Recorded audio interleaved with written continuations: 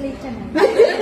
Kailangan Sige, magtatanong. tayo, translate. Ako na Hindi magta-translate ba mamaya. alam mo dati, ginawa niya yun. Oo, Translate mo magta-translate kaya. ako mamaya.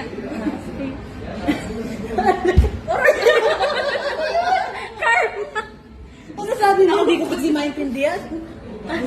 Sabi ko say it. Wala na, nabawasan na yung brain cells. Kawan. Iba ang naintindihan ko. Akala ko yung order mo, pinapasabi mo. Sabi ko, oh, grabe si ate. Say it. Te, translate mo ha.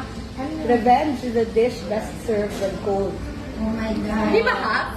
Hindi. Kasi hindi nila ina-expect. Sabi, yung mga explanation Tagalog. pala yun. Yung pag-iganti daw. Oh, translate siya. Sige, go. Yung pag-iganti daw, hayaan mong hanggang sariwa pa, hayaan mong bumalik sa'yo. Ang layo mo. Ang dagat lang. We'll have another try. Try ka more. Ano ba daw? Ano na sabihin ko? Ulit. Ulit. Revenge is served. Ano? When it's cold.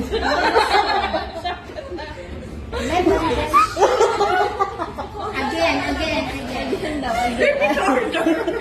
Can you please repeat the order? Revenge is a dish best served when cold. Revenge is a dish Best served. served when cold. Oh. Revenge is a dish. Tagalog na daw, Tagalog. Translate.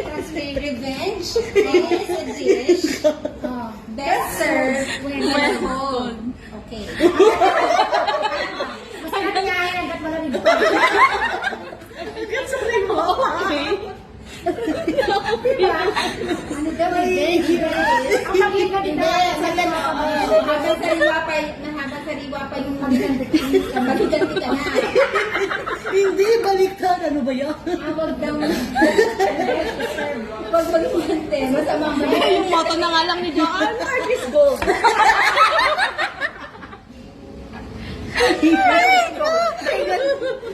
So, right. Tingnan natin. Ama.